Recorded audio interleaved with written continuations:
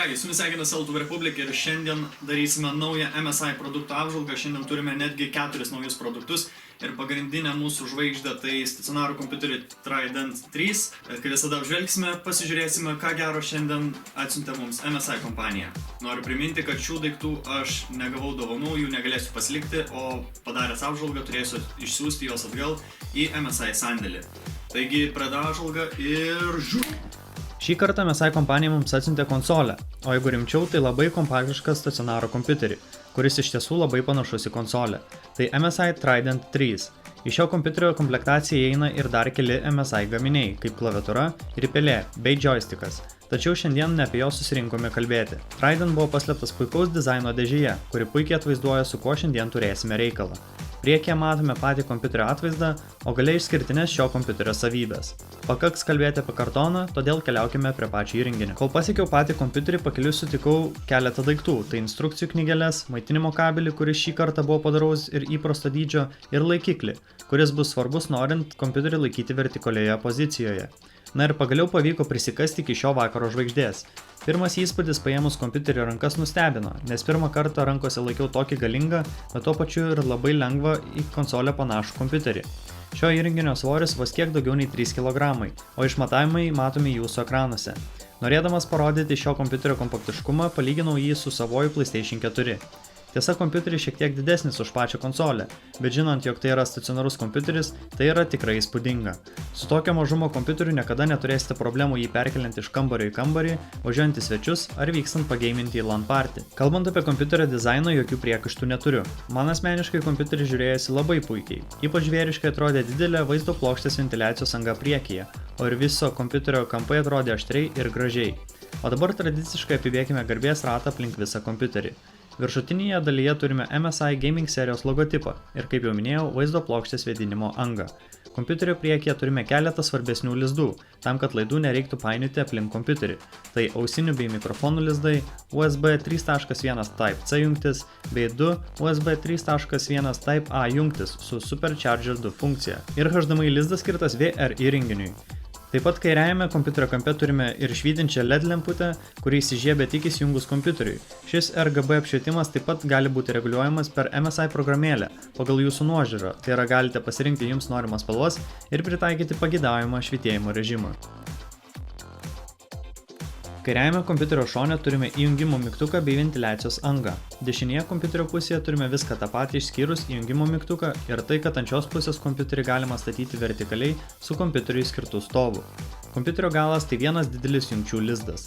Tai yra displėjaus jungtis, net 3 HDMI jungtis, DVI jungtis, energijos lizdas, 4 USB 2.0 jungtis, 1 USB 3.1 Type-A jungtis, LAN jungtis ir 3 audio lizdai. Kadangi turime tokią šūsnį HDMI lizdų, prie šio įrenginio galėsite prijungti net 3-4K monitorius vienu metu. Pamažu keliaujant prie fizinių šio produkto savybių, reikia paminėti garso sistemą ir Audio Boost 3 technologiją, bei Audio Boost čipą, kuris užtikrins ypatingai aiškų garso atkūrimą. Kaip jau įprasta, MSI firmos kompiuteriui garsus galėsite reguliuoti per Nahimic 2 programėlę. Grįžtant prie aušinimo, MSI dviračio neišradinėja ir toliau remdamėsi Silent Storm Cooling technologiją, puikiai atlieka savo darbą, šalindami karšto oro iš kompiuterio ir tai darydami nindzės režimu. Žaidžiant žaidimus su šio kompiuteriu praktiškai negirdėjau jokio ūžimo ir tikrai galiu patikinti, kad šis kompiuteris buvo vienas tyliausių MSI kompiuterių, kiek man yra tekę testuoti. Na ir einant į pabaigą, kalbant apie išorę, norėjau pridurti, kad šį kompiuterį galima be problemų upgrade'inti arba tobulinti. Priėjimas į kompiuterio vidurius nėra sudėtingas, tad jeigu norite atsinaujinti kurį nors komponentą, tam problemų tikrai nekils. Na, o dabar pasižiūrėkime, kas slepiasi šio kompiuterio viduje, o slepiasi tikrai neprastos detalės.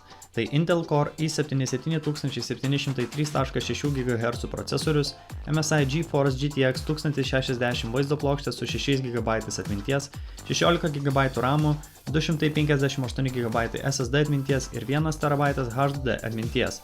Štai tokius komponentus slepia šis mažylis, o dabar viską išmėginkime praktikoje. Testai. Visada pradėjau nuo CES su aukščiausiais grafikos nustatymais. FPS žaidimo metu šokinėjo nuo 150 iki 220 ir savaime aišku, jokių problemų nesukėlė.